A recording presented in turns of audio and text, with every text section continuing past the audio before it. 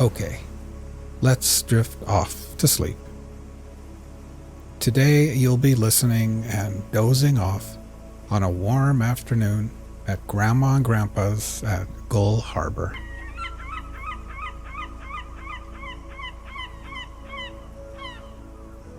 Imagine for a second that you are lying down on a warm futon mattress at one end of a screened-in porch. The porch faces the harbor, the bay, and the ocean on the horizon.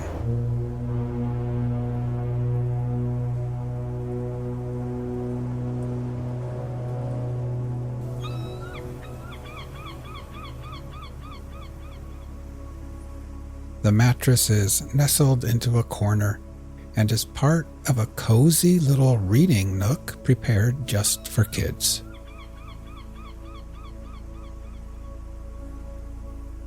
There is a little bookshelf there full of comics, magazines, crosswords, and children's books.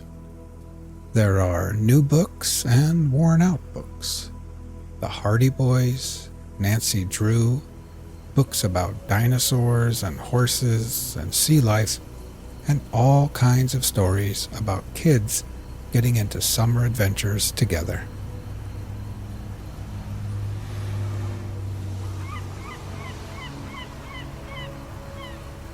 A blue plastic and white transistor radio sits next to a stack of puzzles and board games. A wooden box contains decks of playing cards, dice, jacks, and short little pencils that have been sharpened way too many times.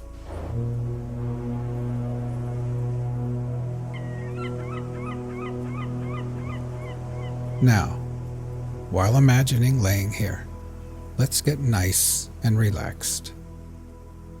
First, close your eyes and just become aware of your breathing, feeling your chest gently rise and fall again.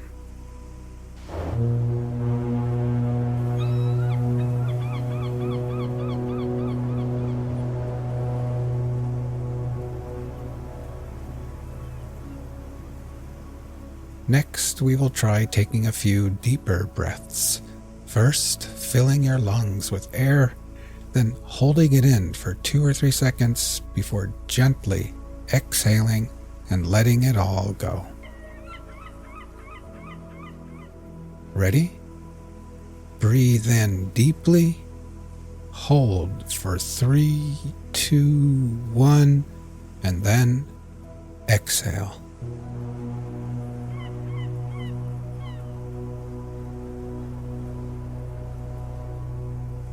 One more time. Breathe in deeply, hold for 3, 2, 1, and exhale.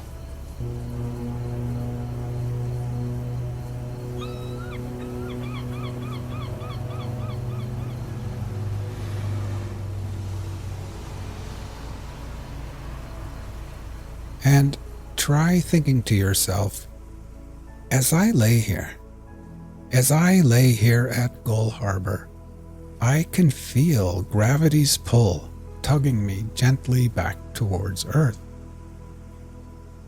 With every exhale, I can feel my feet, my ankles, calves, knees, and my legs becoming heavier and more relaxed.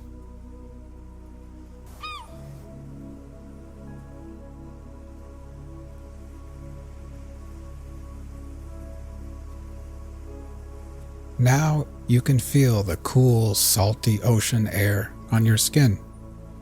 It would almost be too cold if it wasn't for the wonderful afternoon sun shining down on you perfectly. The sunlight splatters through the screens and bathes your tan legs and arms with a soothing warmth, almost as if Grandma has wrapped you up like a cocoon in one of her quilted blankets.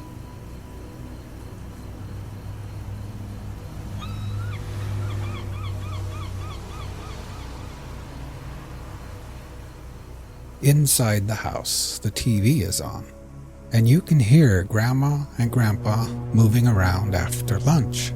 Dr. James Whitcomb Brawler. Brawler, huh? It rhymes with B-R-O-W-E-R. Why do you have that G-H in there? To make it difficult for quizmasters? Yes. Is that what You know that they too will soon be taking their afternoon nap in their rooms. But you've got the whole porch to yourself, and your belly feels nice and warm and perfectly satisfied. Today, Grandma made clam chowder and grilled cheese sandwiches. You enjoyed the hot soup and warm, soft cheese, and then you washed it down with a glass of fresh, cold milk.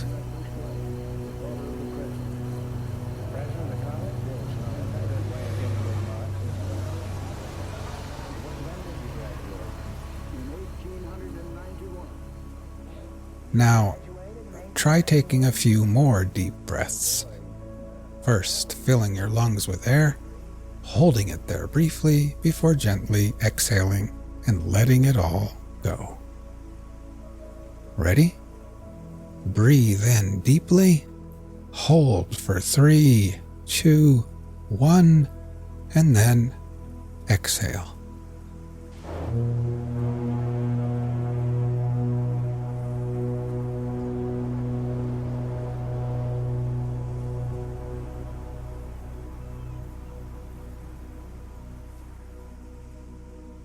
Try continuing on your own, and while doing this, try thinking to yourself, as I lay here, I can feel my body becoming heavier in the cool air and warm sunshine.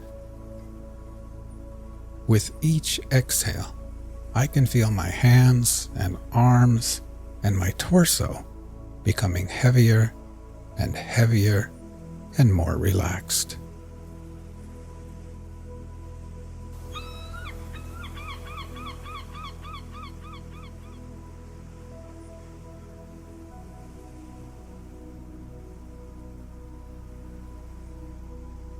You pull out a random book from the bookshelf.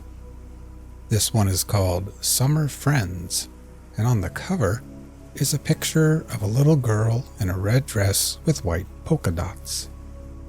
She's sitting in grass with flowers all about, and she's shaking the paw of a bunny rabbit while a white duck looks on and a little frog jumps through the air.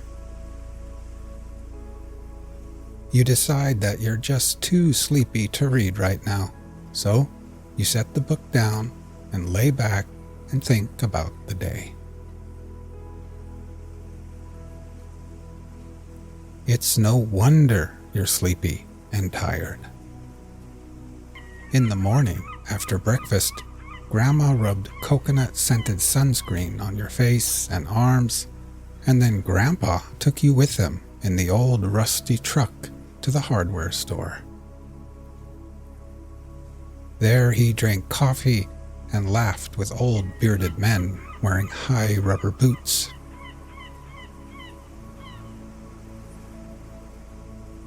Then you went with him to the docks at the harbor, where he showed you the best place to buy fresh clams, crab, and fish.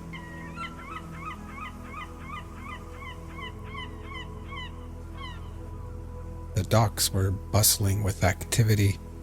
Wooden boats creaked against the tide, fishermen shouted to one another, and the air was thick with the scent of salt water, fresh fish, and diesel.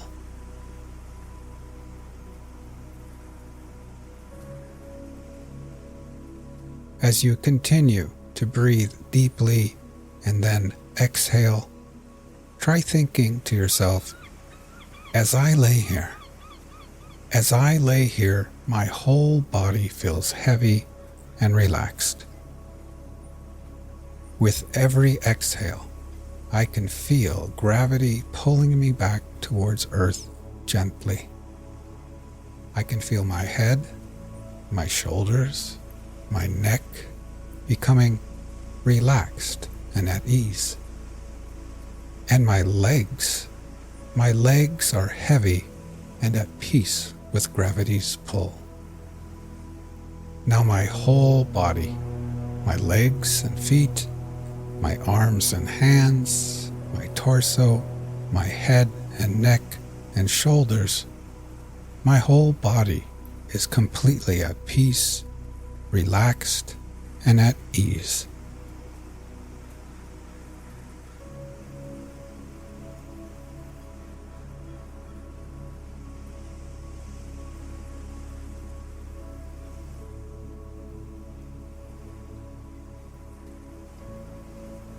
In the late morning, after coming back to the house with Grandpa, you had borrowed his binoculars and walked up Whalebone Hill, where you could see everything far and wide.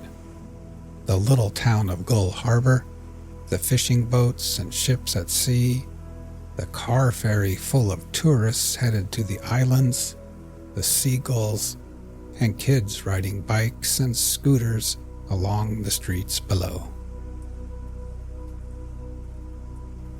Then, up on Whalebone Hill, you had finally flown your brand new kite, a beautiful purple kite with a long white tail.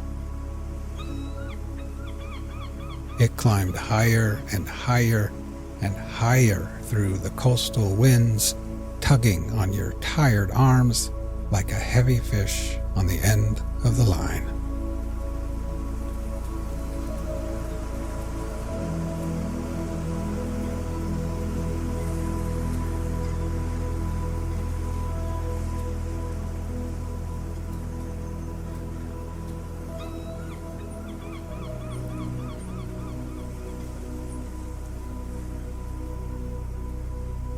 But now, so drowsy, laying under the sun on the porch, after a long morning of adventures in the crisp, fresh coastal air, you pick up the transistor radio and dial into a random station.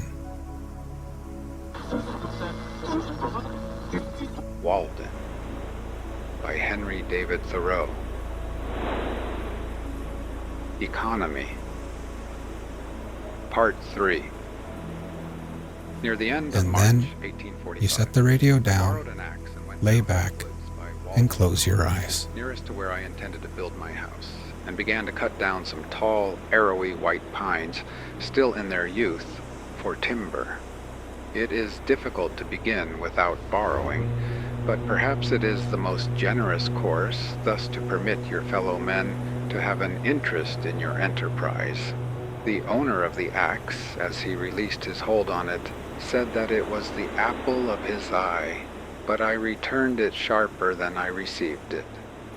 It was a pleasant hillside where I worked, covered with pine woods, through which I looked out on the pond, and a small open field in the woods where pines and hickories were springing up. The ice in the pond was not yet dissolved, though there were some open spaces, and it was all dark-colored and saturated with water. There were some slight flurries of snow during the days that I worked there, but for the most part, when I came out onto the railroad on my way home, its yellow sand heap stretched away gleaming in the hazy atmosphere, and the rails shone in the spring sun, and I heard the lark and pewee and other birds already come to commence another year with us. They were pleasant spring days, in which the winter of man's discontent was thawing as well as the earth, and the life that had lain torpid began to stretch itself. One day, when my axe had come off and I had cut a green hickory for a wedge, driving it with a stone, and had placed the hole to soak in a pond hole in order to swell the wood, I saw a striped snake run into the water, and he lay on the bottom, apparently without inconvenience, as long as I stayed there, or more than a quarter of an hour, perhaps because he had not yet fairly come out of the torpid state.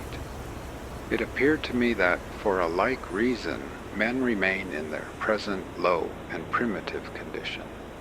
But if they should feel the influence of the spring of springs arousing them, they would of necessity rise to a higher and more ethereal life. I had previously seen the snakes in frosty mornings in my path with portions of their bodies still numb and inflexible, waiting for the sun to thaw them. On the 1st of April it rained and melted the ice, and in the early part of the day, which was very foggy, I heard a stray goose groping about over the pond and cackling as if lost, or like the spirit of the fog. So I went on for some days cutting and hewing timber, and also studs and rafters, all with my narrow axe, not having many communicable or scholar-like thoughts, singing to myself. Men say they know many things, but lo, they have taken wings. The arts and sciences and 1,000 appliances. The wind that blows is all that anybody knows. I hewed the main timbers 6 inches square, most of the studs on 2 sides only, and the rafters and floor timbers on 1 side, leaving the rest of the bark on, so that they were just as straight and much stronger than sawed ones.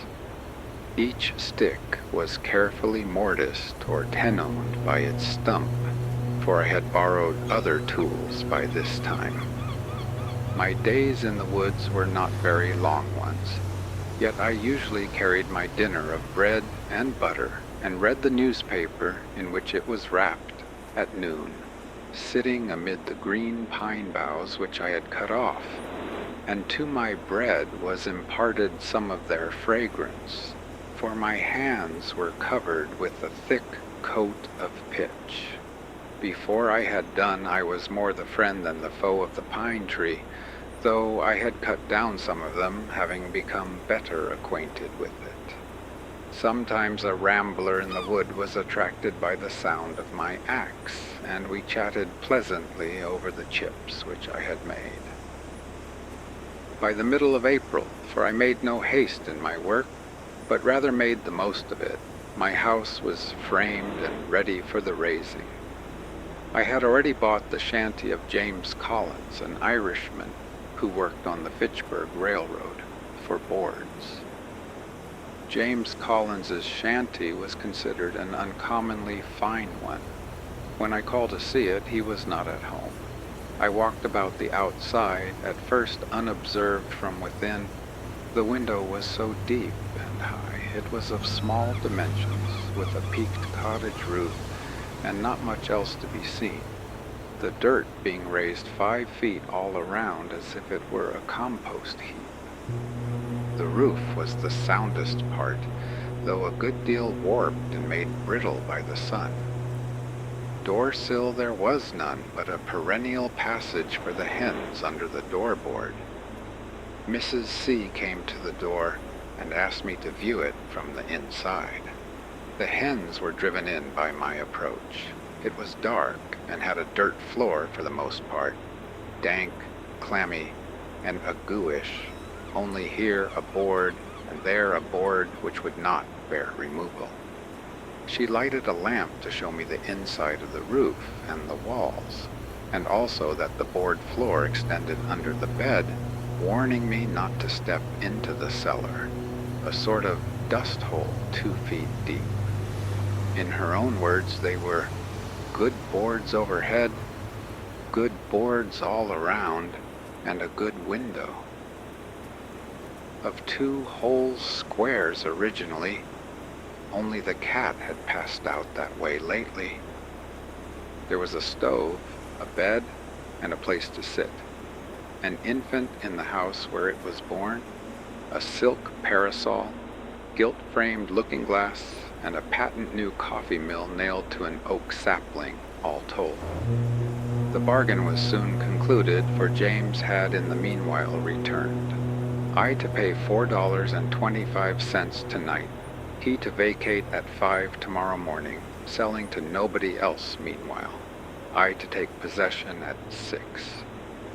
It were well, he said, to be there early, and anticipate certain indistinct but wholly unjust claims on the score of ground rent and fuel.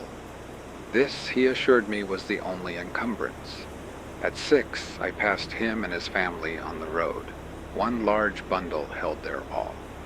Bed, coffee mill, looking-glass, hens, all but the cat, she took to the woods and became a wildcat, and, as I learned afterward, trod in a trap set for woodchucks, and so became a dead cat at last.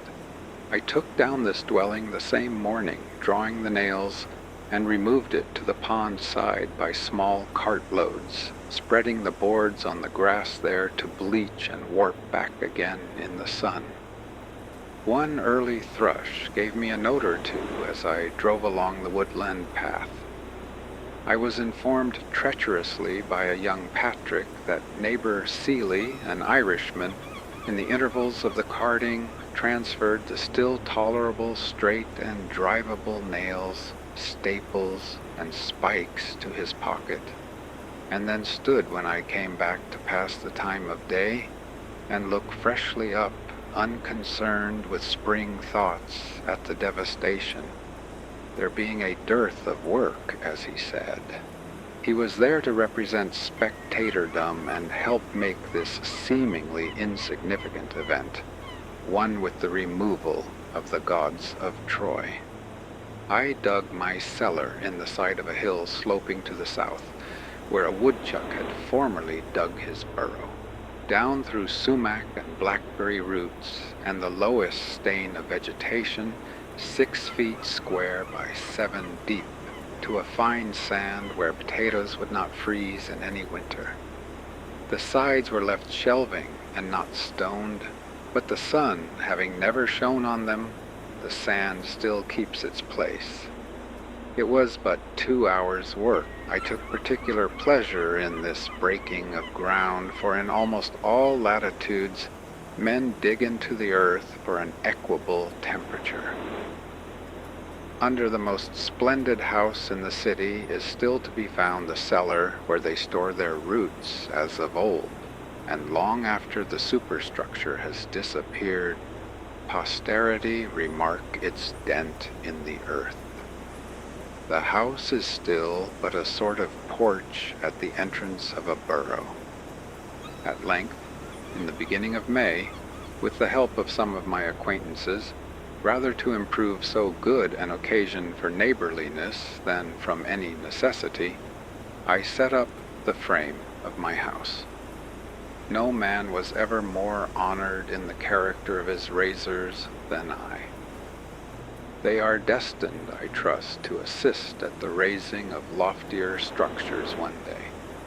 I began to occupy my house on the 4th of July, as soon as it was boarded and roofed, for the boards were carefully feather-edged and lapped, so that it was perfectly impervious to rain. But before boarding, I laid the foundation of a chimney at one end, bringing 2 cartloads of stones up the hill from the pond in my arms. I built the chimney after my hoeing in the fall, before a fire became necessary for warmth, doing my cooking in the meanwhile out of doors on the ground early in the morning, which mode I still think is in some respects more convenient and agreeable than the usual one.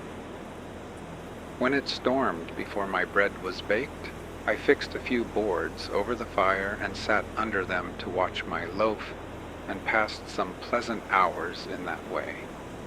In those days, when my hands were much employed, I read but little, but the least scraps of paper which lay on the ground, my holder or tablecloth, afforded me as much entertainment, in fact answered the same purpose as the Iliad. It would be worth the while to build still more deliberately than I did, considering, for instance, what foundation a door, a window, a cellar, a garret have in the nature of man, and perchance never raising any superstructure until we found a better reason for it than our temporal necessities even. There is some of the same fitness in a man's building his own house that there is in a bird's building its own nest. Who knows but if men constructed their dwellings with their own hands, and provided food for themselves and families simply and honestly enough, the poetic faculty would be universally developed, as birds universally sing when they are so engaged. But alas, we do like cowbirds and cuckoos, which lay their eggs in nests which other birds have built, and cheer no traveler with their chattering and unmusical notes. Shall we forever resign the pleasure of construction to the carpenter? What does architecture amount to in the experience of the mass of men? I never in all my walks came across a man engaged in so simple and natural an occupation as building his house. We belong to the community. It is not the tailor alone who is the ninth part of a man.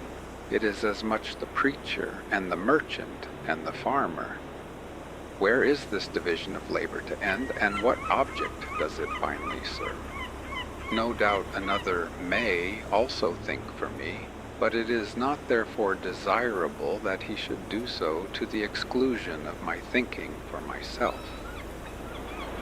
True, there are architects so-called in this country, and I have heard of one at least possessed with the idea of making architectural ornaments have a core of truth, a necessity, and hence a beauty, as if it were a revelation to him. All very well, perhaps from his point of view, but only a little better than the common dilettantism. A sentimental reformer in architecture, he began at the cornice, not at the foundation. It was only how to put a core of truth within the ornaments, that every sugar plum in fact might have an almond or caraway seed in it, though I hold that almonds are most wholesome without the sugar, and not how the inhabitant, the indweller, might build truly within and without, and let the ornaments take care of themselves. What reasonable man ever supposed that ornaments were something outward and in the skin merely, that the tortoise got his spotted shell, or the shellfish its mother-of-pearl tints by such a contract as the inhabitants of Broadway, their Trinity Church? But a man has no more to do with the style of architecture of his house than a tortoise with that of its shell. Nor need the soldier be so idle as to try to paint the precise color of his virtue on his standard. The enemy will find it out. He may turn pale when the trial comes. This man seemed to me to lean over the cornice and timidly whisper his half-truth to the rude occupants who really knew it better than he. What of architectural beauty I now see, I know has gradually grown from within, outward, out of the necessities and character of the indweller, who is the only builder, out of some unconscious truthfulness and nobleness, without ever a thought for the appearance and whatever additional beauty of this kind is destined to be produced, will be preceded by a like unconscious beauty of life. The most interesting dwellings in this country, as the painter knows, are the most unpretending, humble log huts and cottages of the poor commonly. It is the life of the inhabitants whose shells they are, and not any peculiarity in their surfaces merely, which makes them picturesque. And equally interesting will be the citizen's suburban box, when his life shall be as simple and as agreeable to the imagination, and there is as little straining after effect in the style of his dwelling. A great proportion of architectural ornaments are literally hollow, and a September gale would strip them off, like borrowed plumes without injury to the substantials. They can do without architecture who have no olives nor wines in the cellar. What if an equal ado were made about the ornaments of style in literature, and the architects of our Bibles spent as much time about their cornices as the architects of our churches do. So are made the belles-lettres and the beaux-arts and their professors. Much it concerns a man, forsooth, how a few sticks are slanted over him or under him, and what colors are daubed upon his box. It would signify somewhat if, in any earnest sense, he slanted them and daubed it, but the spirit having departed out of the tenant, it is of a piece with constructing his own coffin, the architecture of the grave, and carpenter is but another name for coffin maker. One man says in his despair or indifference to life, take up a handful of the earth at your feet and paint your house that color. Is he thinking of his last and narrow house? Toss up a copper for it as well? What an abundance of leisure he must have. Why do you take up a handful of dirt? Better paint your house your own complexion. Let it turn pale or blush for you. An enterprise to improve the style of cottage architecture. When you have got my ornaments ready, I will wear them. Before winter I built a chimney and shingled the sides of my house, which were already impervious to rain, with imperfect and sappy shingles, made of the first slice of the log, whose edges I was obliged to straighten with a plane. I have thus a tight, shingled and plastered house, 10 feet wide by 15 long, and 8 feet posts, with a garret and a closet, a large window on each side, 2 trapdoors, 1 door at the end, and a brick fireplace opposite. The exact cost of my house, paying the usual price for such materials as I used, but not counting the work, all of which was done by myself, was as follows, and I give the details because very few are able to tell exactly what their houses cost, and fewer still, if any, the separate cost of the various materials which compose them. Boards, $8 and 3 1/2 cents, mostly shanty boards. Refuse shingles for roof sides, $4. Laths, $1.25. 2 second-hand window with glass, $2.43. 1,000 old brick, $4. 2 casks of lime, $2.40. That was high. Hair, 31 cents, more than I needed. Mantle tree iron, 15 cents. Nails, $3.90. Hinges and screws, 14 cents. Latch, 10 cents. Chalk, 1 cent. Transportation, $1.40. I carried a good part on my back. In all, $28 and 12 1/2 cents. These are all the materials excepting the timber stones and sand, which I claimed by squatter's right. I have also a small woodshed adjoining, made chiefly of the stuff which was left after building the house. I intend to build me a house which will surpass any on the main street in Concord in grandeur and luxury, as soon as it pleases me as much, and will cost me no more than my present one. I thus found that the student who wishes for a shelter can obtain one for a lifetime at an expense not greater than the rent which he now pays annually.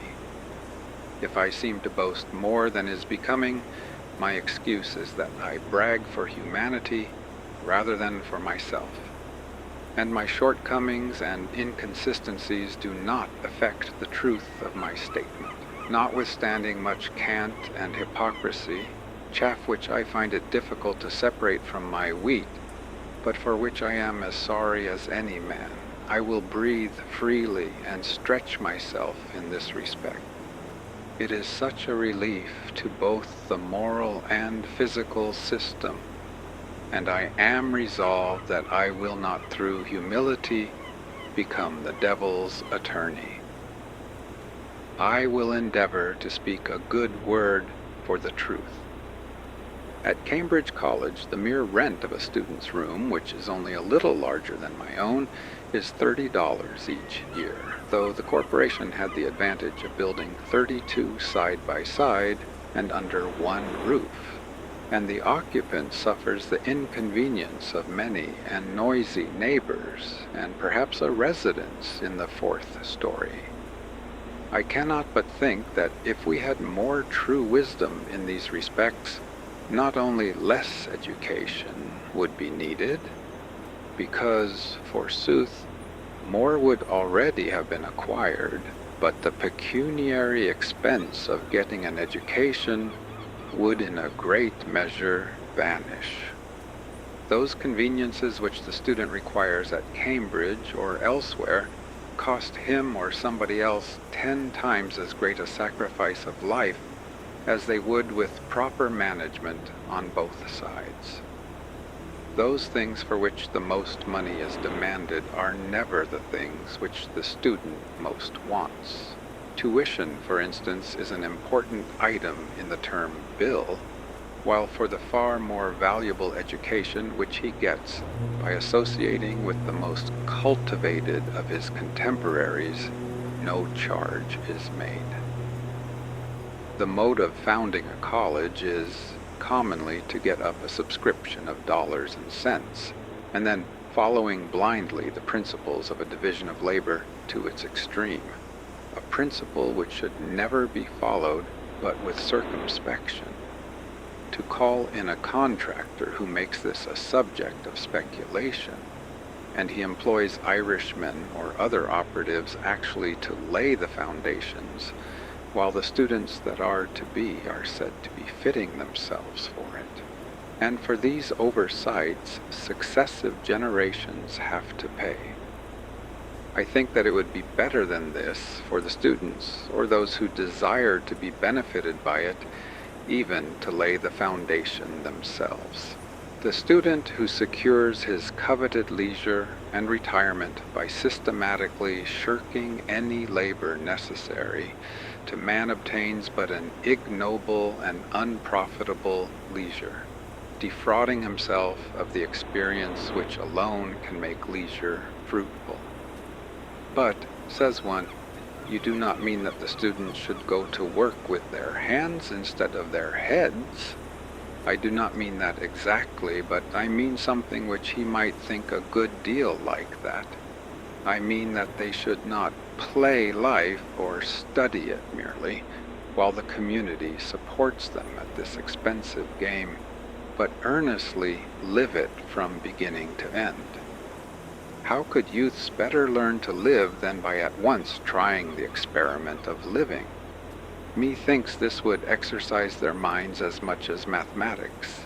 If I wished a boy to know something about the arts and sciences, for instance, I would not pursue the common course, which is merely to send him into the neighborhood of some professor, where anything is professed and practiced but the art of life, to survey the world through a telescope or a microscope, and never with his natural eye, to study chemistry and not learn how his bread is made, or mechanics and not learn how it is earned, to discover new satellites to Neptune and not detect the motes in his eyes, or to what vagabond he is a satellite himself, or to be devoured by the monsters that swarm all around him, while contemplating the monsters in a drop of vinegar.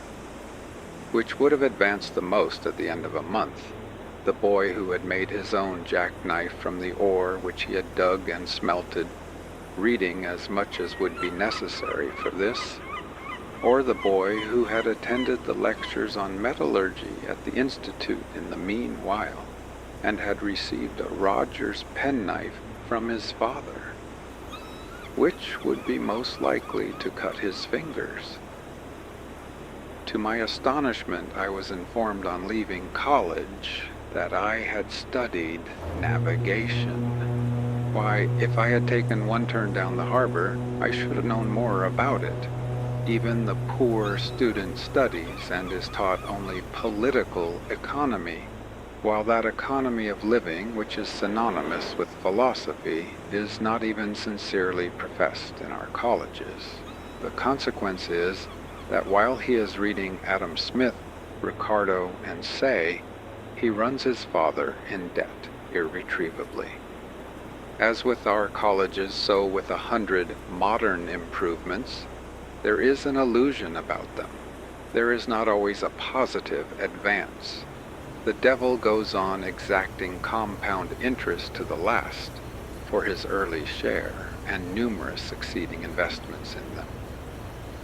Our inventions are wont to be pretty toys which distract our attention from serious things. They are but improved means to an unimproved end, an end which it was already but too easy to arrive at, as railroads lead to Boston or New York. We are in great haste to construct a magnetic telegraph from Maine to Texas, but Maine and Texas, it may be, have nothing important to communicate. Either is in such a predicament as the man who was earnest to be introduced to a distinguished deaf woman, but when he was presented and one end of her ear trumpet was put into his hand, had nothing to say, as if the main object were to talk fast and not to talk sensibly. We are eager to tunnel under the Atlantic and bring the old world some weeks nearer to the new, but perchance the first news that will leak through into the broad, flapping American ear will be that the Princess Adelaide has the whooping cough. After all, the man whose horse trots a mile in a minute does not carry the most important messages. He is not an evangelist, nor does he come round eating locusts and wild honey. I doubt if Flying Childers ever carried a peck of corn to mill. One says to me, "I wonder that you do not lay up money. You love to travel. You might take the cars and go to Fitchburg today and see the country." But I am wiser than that. I have learned that the swiftest traveler is he that goes afoot. I say to my friend, suppose we try who will get there first. The distance is 30 miles. The fare 90 cents. That is almost a day's wages. I remember when wages were 60 cents a day for laborers on this very road. Well, I start now on foot and get there before night. I have traveled at that rate by the week together. You will in the meanwhile have earned your fare and arrive there sometime tomorrow, or possibly this evening if you are lucky enough to get a job in season. Instead of going to Fitchburg, you will be working here the greater part of the day. And so, if the railroad reached round the world, I think that I should keep ahead of you. And as for seeing the country and getting experience of that kind, I should have to cut your acquaintance altogether. Such is the universal law which no man can ever outwit, and with regard to the railroad even we may say it is as broad as it is long. To make a railroad round the world available to all mankind is equivalent to grading the whole surface of the planet. Men have an indistinct notion that if they keep up this activity of joint stocks and spades long enough, all will at length ride somewhere in next to no time, and for nothing. But though a crowd rushes to the depot and the conductor shouts, "All aboard!"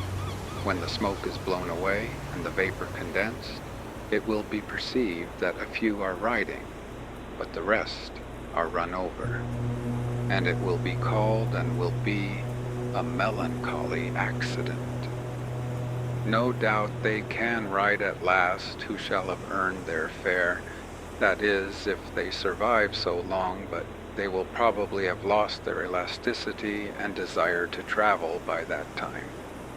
This spending of the best part of one's life earning money in order to enjoy a questionable liberty during the least valuable part of it reminds me of the Englishman who went to India to make a fortune first, in order that he might return to England and live the life of a poet.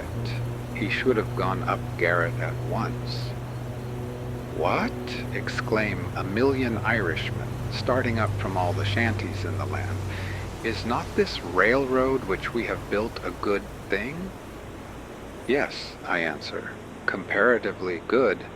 That is, you might have done worse. But I wish, as you are brothers of mine, that you could have spent your time better than digging in this dirt."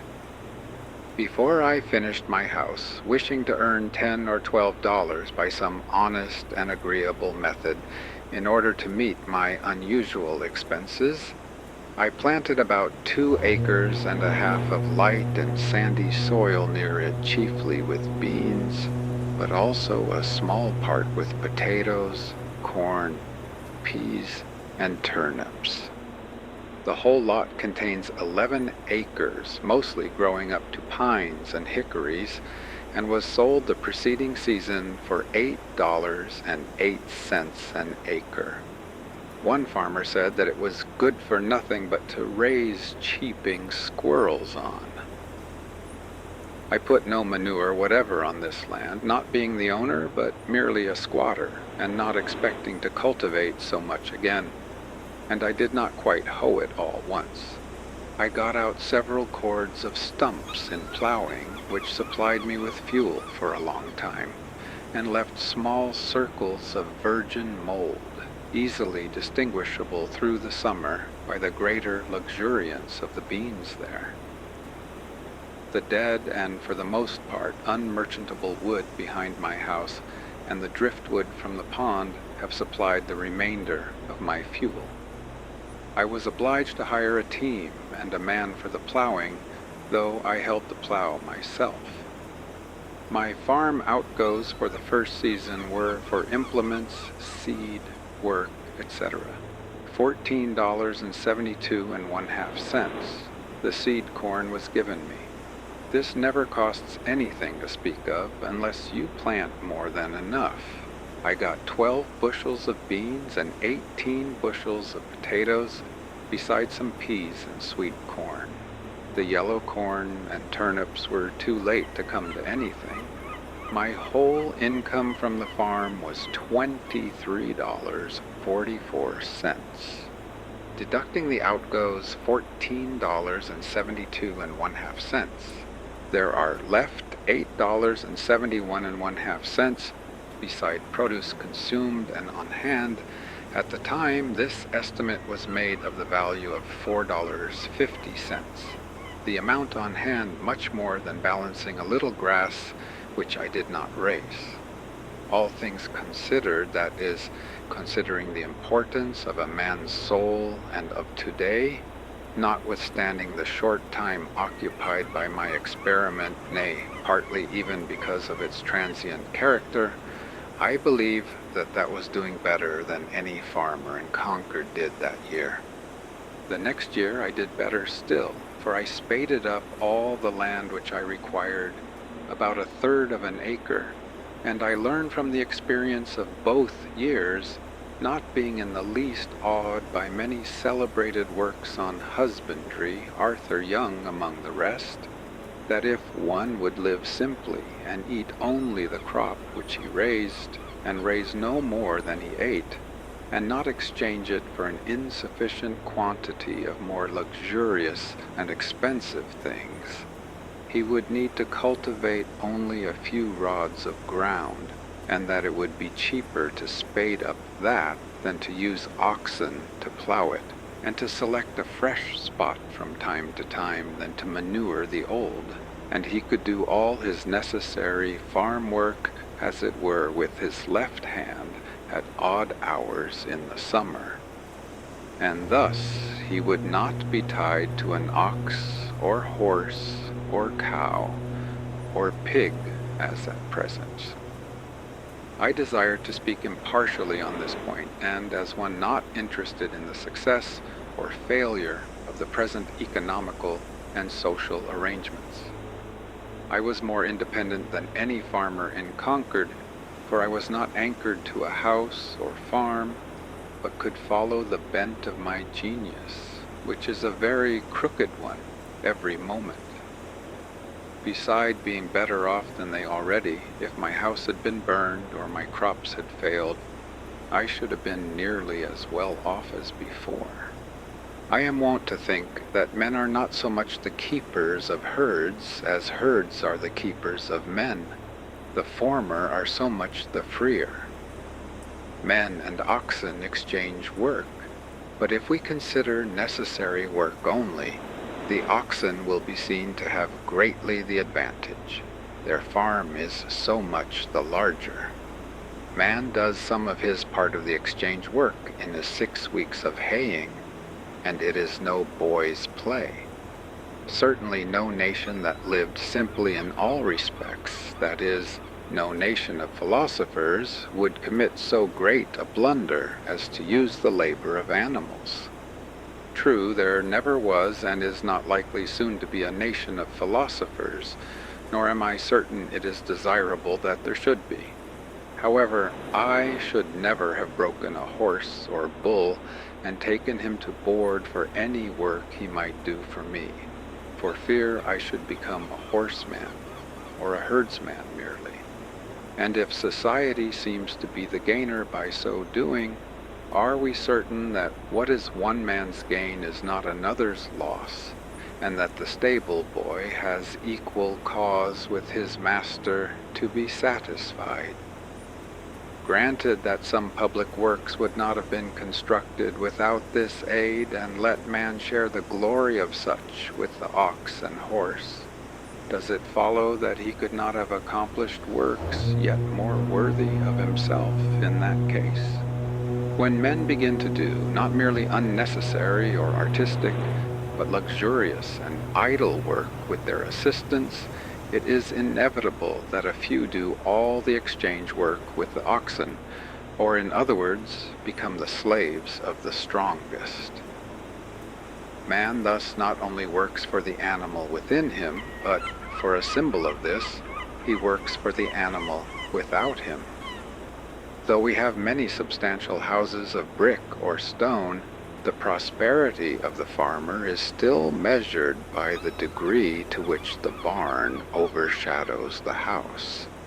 This town is said to have the largest houses for oxen, cows, and horses hereabouts, and it is not behindhand in its public buildings, but there are very few halls for free worship or free speech in this county. It should not be by their architecture, but why not even by their power of abstract thought, that nations should seek to commemorate themselves? How much more admirable the Bhagavad Gita than all the ruins of the East? Towers and temples are the luxury of princes. A simple and independent mind does not toil at the bidding of any prince. Genius is not a retainer to any emperor, nor is its material silver or gold or marble, except to a trifling extent. To what end, pray, is so much stone hammered? In Arcadia, when I was there, I did not see any hammering stone. Nations are possessed with an insane ambition to perpetuate the memory of themselves by the amount of hammered stone they leave.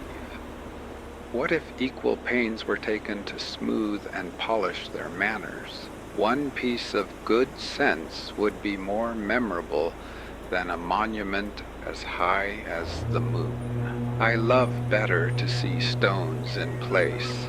The grandeur of Thebes was a vulgar grandeur. More sensible is a rod of stone wall that bounds an honest man's field than 100-gated Thebes that has wandered farther from the true end of life.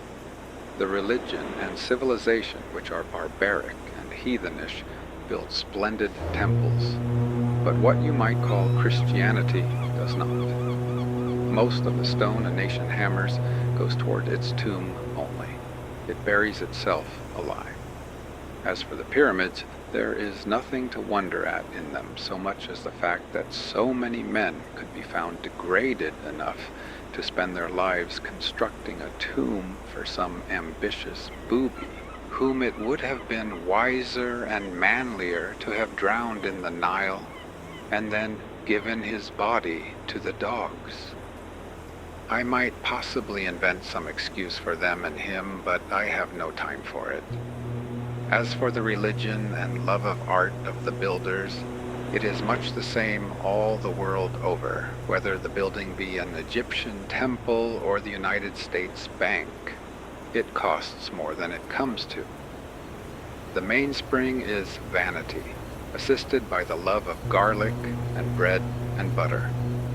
Mr. Balcom, a promising young architect, designs it on the back of his Vitruvius with hard pencil and ruler, and the job is let out to Dobson and Sons, stonecutters.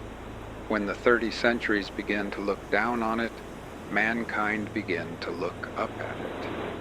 As for your high towers and monuments, there was a crazy fellow once in this town who undertook to dig through to China, and he got so far that, as he said, he heard the Chinese pots and kettles rattle, but I think that I shall not go out of my way to admire the hole which he made. Many are concerned about the monuments of the West and the East, to know who built them. For my part, I should like to know who in those days did not build them, who were above such trifling. But to proceed with my statistics, by surveying, carpentry, and day labor of various other kinds in the village in the meanwhile, for I have as many trades as fingers, I had earned $13.34.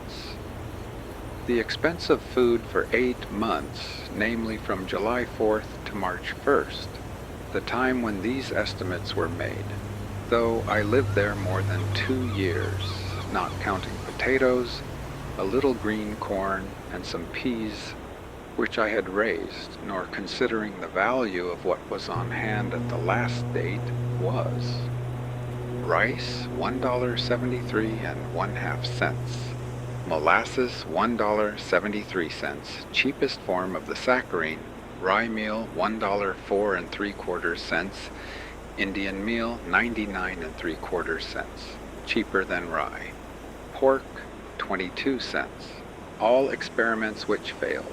Flour 88 cents, costs more than Indian meal, both money and trouble. Sugar 80 cents, lard 65 cents, apples 25 cents, dried apple 22 cents, sweet potatoes 10 cents, 1 pumpkin 6 cents, 1 watermelon 2 cents, salt 3 cents. Yes, I did eat $8.74 all told, but I should not thus unblushingly publish my guilt if I did not know that most of my readers were equally guilty with myself, and that their deeds would look no better in print. The next year I sometimes caught a mess of fish for my dinner, and once I went so far as to slaughter a woodchuck, which ravaged my bean field, effect his transmigration, as a Tartar would say, and devour him, partly for experiment's sake. But though it afforded me a momentary enjoyment, notwithstanding a musky flavor, I saw that the longest use would not make that a good practice, however it might seem to have your woodchucks ready dressed by the village butcher. Clothing and some incidental expenses within the same dates, though little can be inferred from this item, amounted to $8.40 3/4. Oil and some household utensils $2. So that all the pecuniary outgoes, excepting for washing and mending, which for the most part were done out of the house, and their bills have not yet been received, and these are all and more than all the ways by which money necessarily goes out in this part of the world, were: house $28, 12 1/2. Farm 1 year, $14.72 1/2. Food 8 months, $8.74. Clothing, etc., 8 months, $8.40 3/4. Oil, etc., 8 months, $2. In all, $61.99 3/4.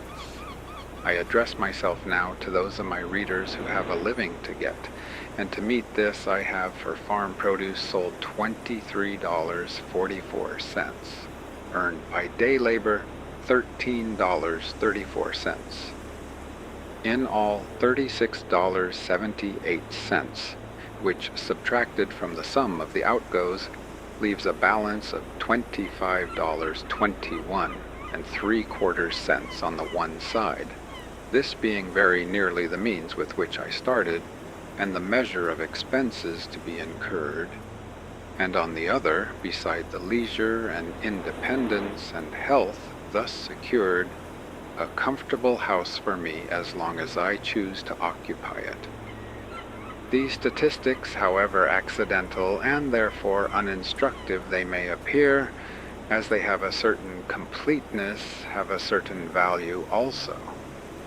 Nothing was given me of which I have not rendered some account. It appears from the above estimate that my food alone cost me in money about 27 cents a week. It was, for nearly 2 years after this, rye and Indian meal without yeast, potatoes, rice, a very little salt pork, molasses, and salt, and my drink water.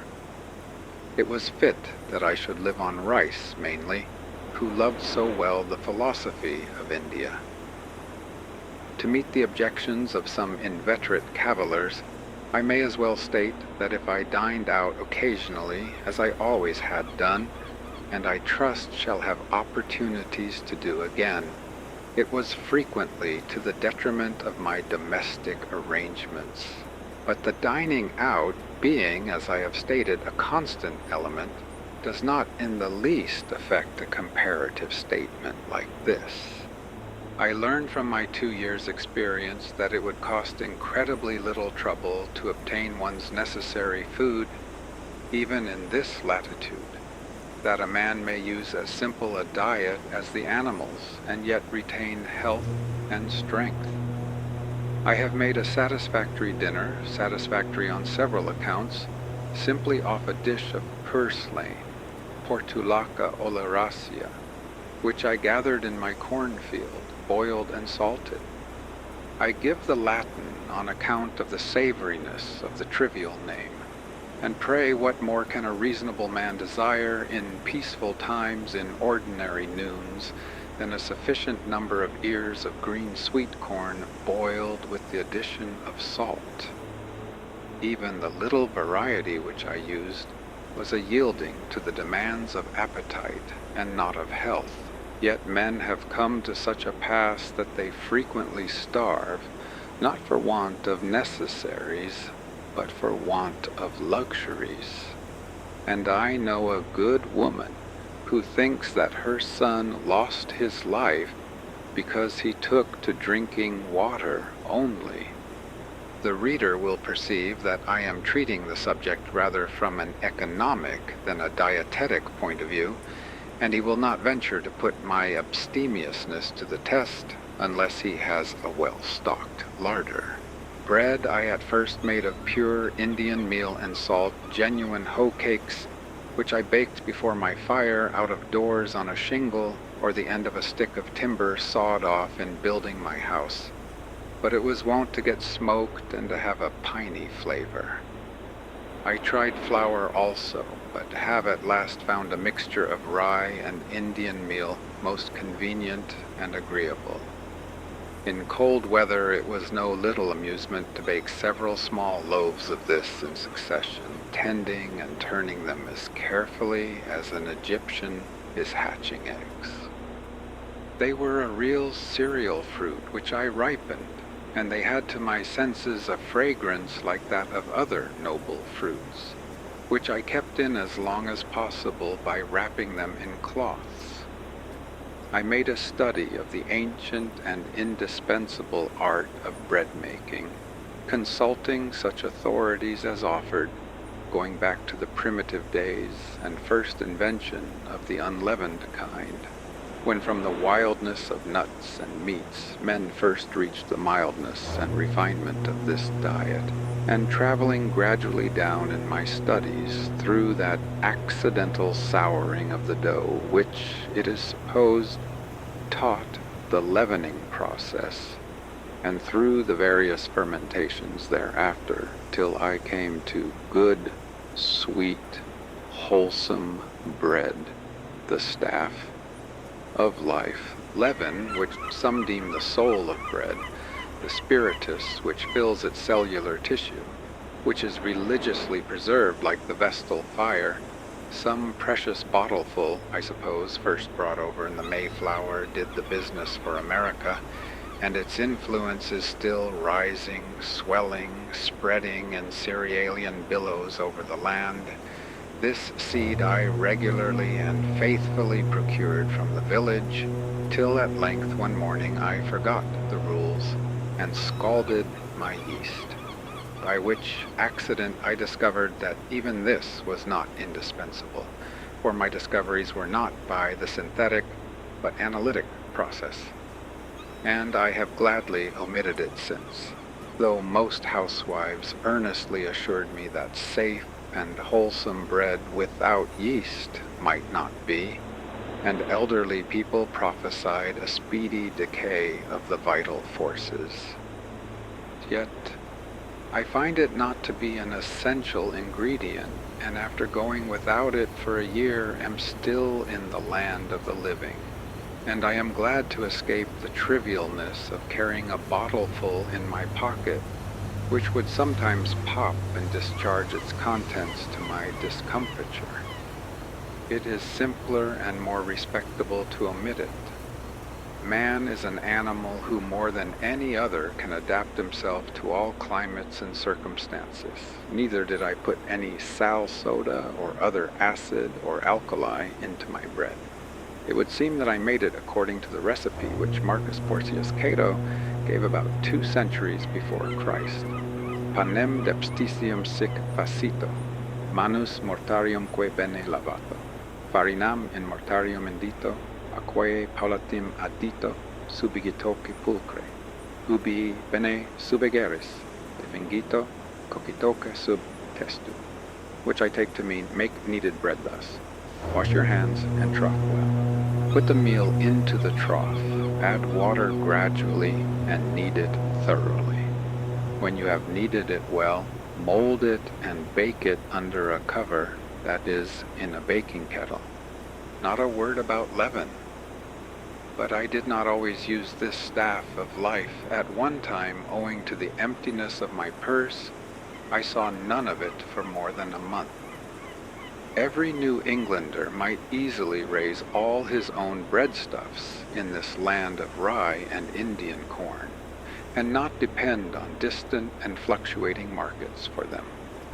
Yet so far are we from simplicity and independence that, in Concord, fresh and sweet meal is rarely sold in the shops, and hominy and corn, in a still coarser form, are hardly used by any. For the most part, the farmer gives to his cattle and hogs the grain of his own producing, and buys flour, which is at least no more wholesome, at a greater cost at the store. I saw that I could easily raise my bushel or 2 of rye and Indian corn, for the former will grow on the poorest land, and the latter does not require the best, and grind them in a hand mill, and so do without rice and pork. And if I must have some concentrated sweet, I found by experiment that I could make a very good molasses either of pumpkins or beets, and I knew that I needed only to set out a few maples to obtain it more easily still. And while these were growing, I could use various substitutes beside those which I have named. For, as the forefathers sang, we can make liquor to sweeten our lips, of pumpkins and parsnips and walnut tree chips. Finally, as for salt, that grossest of groceries, to obtain this might be a fit occasion for a visit to the seashore, Or if I did without it altogether, I should probably drink the less water. I do not learn that the Indians ever troubled themselves to go after it. Thus I could avoid all trade and barter so far as my food was concerned, and having a shelter already, it would only remain to get clothing and fuel. The pantaloons which I now wear were woven in a farmer's family. Thank heaven there is so much virtue still in man, for I think the fall from the farmer to the operative as great and memorable as that from the man to the farmer. And in a new country, fuel is an encumbrance. As for a habitat, if I were not permitted still to squat, I might purchase 1 acre at the same price for which the land I cultivated was sold, namely $8.08.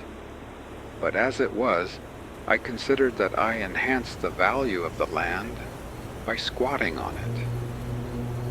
There is a certain class of unbelievers who sometimes ask me such questions as, if I think that I can live on vegetable food alone, and to strike at the root of the matter at once, for the root is faith, I am accustomed to answer such, that I can live on board nails. If they cannot understand that, they cannot understand much that I have to say.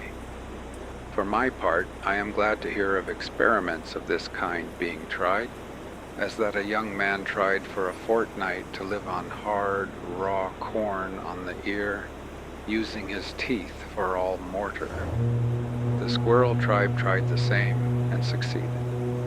The human race is interested in these experiments, though a few old women who are incapacitated for them, or who own their thirds in mills, may be alarmed.